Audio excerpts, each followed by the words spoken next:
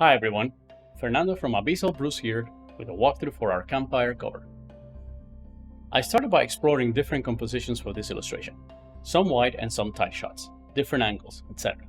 The focus of this painting had to be on the campfire itself, but the secondary objective is to illustrate a party of adventurers traveling together, taking a break from the journey and bonding by the fire. I always do a bunch of quick thumbnails and send them to Matt for discussion. We settled on a tight shot because it made the moment more intimate, making the viewer feel like they're sitting around listening to the bard play her lute, telling stories with the rest of the group. It also allows for the personality of each of the characters to come through more. The blue lines you see at the top and bottom are guides to let me know where the logo and text of the cover is going to be, so I'm composing the illustration around these boundaries. Matt provided me these beforehand because at this point he had already laid out the page. The group itself is a dark-skinned elf bard with a beautiful afro hairstyle playing her lute to the party. A few months ago, I saw a painting on ArtStation of a black elf by Cameron Cooper that blew me away. It made me realize that elves are rarely depicted multiracial, so now I'm trying to make every race have traits from different ethnicities we have in the real world. Across and slightly to the right is a female half-orc wizard. Half-orcs are generally portrayed as savage martial classes, so I wanted to subvert that and show that she's a highly intelligent and sophisticated character by having her read a book. I thought we'd give her a sort of mohawk, but that's a very wild haircut that clashes with the more civilized look I was going for. To her right is a halfling just chilling on a tree. Generally, halflings don't have facial hair. I guess not to confuse them with dwarves, but I like the challenge of giving him a beard and differentiate him through the way I drew his proportions. Maybe I'll do a video someday of how I differentiate between drawing dwarves, halflings, and gnomes. Lastly, we have a half-elf warrior sharpening his sword. His face is based on actor Steven Yeun, in order to have a bit of Asian representation. The pose is based on one of Suzanne Helmig's amazing reference photoshoots. I bought dozens of reference packs over the years, and hers as well as Stan Prokopenko's are the ones I keep going back to all the time. Next step is working on the background. Trees, foliage, all the good stuff. This piece taught me to trust different brushes and experiment with them. I have since bought several foliage and tree brushes on ArtStation, so I expect my landscape work to improve considerably in the next projects we do. I always start with laying down the colors for the background first because they inform the rest of the scene. In this particular painting, the primary light source comes from the middle and expands outwards, which made it uniquely challenging compared to my other work. The actual fire is the main character in this painting, and boy, it was tough to get right. I found myself struggling a lot in general with this painting because I got in my own head since it's an important release for us. Luckily, about halfway through, I got over it and treated it like any other job, and it all came together.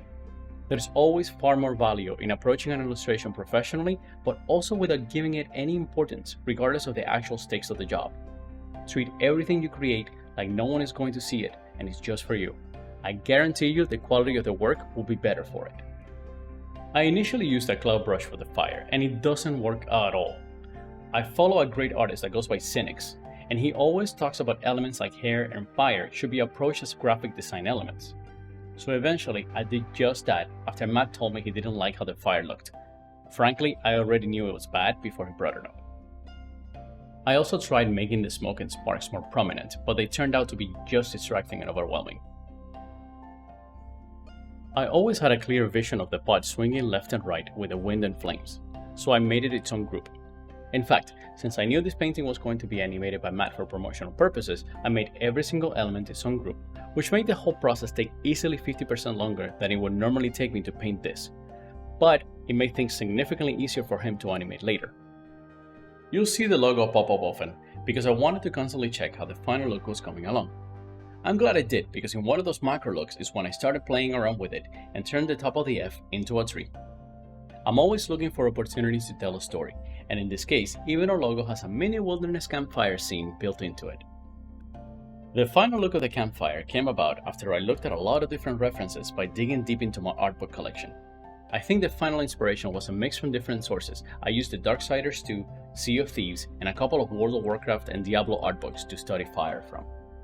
I used a texture brush for some of the trees and leaves in order to achieve a more painterly, traditional look. I think it works well here because it's a dark scene, but I don't think I'm going to go back to it much. I have since created other brushes I enjoy using much more. Let's talk depth for a second.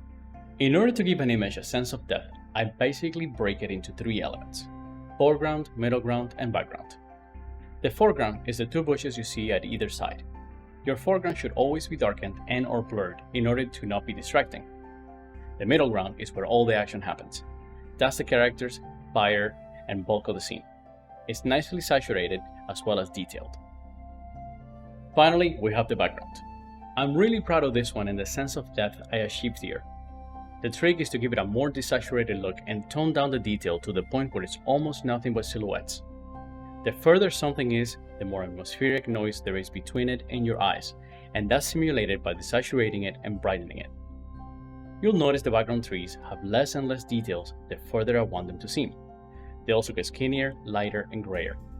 The same goes for the rest of the plants. Now let's talk lighting. In a piece like this, you have to be very aware of the light sources and light intensity.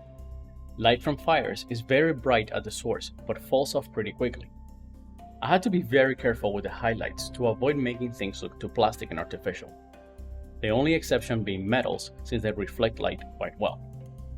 There is a secondary light source in the form of moonlight, and I'm using it as rim light. Rim lighting makes everything look more three-dimensional, and I love using it. It's actually a lot of fun, especially when it's two colors that go along so well together like orange and blue.